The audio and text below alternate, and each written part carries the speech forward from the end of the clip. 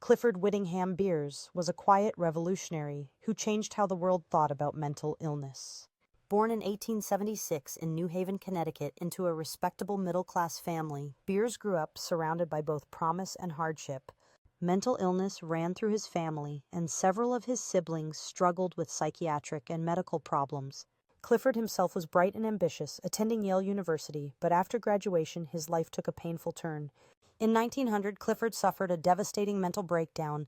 Over the next 3 years, he was confined in a series of psychiatric hospitals, places meant to heal, but instead filled with abuse and neglect.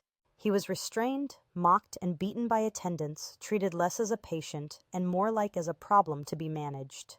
These experiences etched into him not only the personal anguish of mental illness, but also the sharp injustice of a system that stripped dignity from those already suffering. When Clifford recovered enough to re-enter the world, he made a daring decision. He would tell the truth about what he had endured. At a time when mental illness was cloaked in silence and shame, his choice was radical. In 1908, he published his autobiography, A Mind That Found Itself.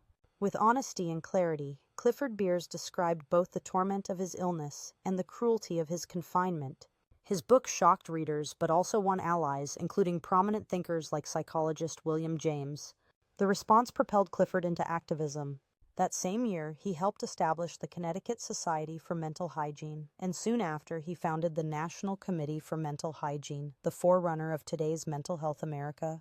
Through these efforts, he launched what became known as the Mental Hygiene Movement, a campaign to improve hospitals, promote early treatment, reduce stigma, and recognize the humanity of every patient.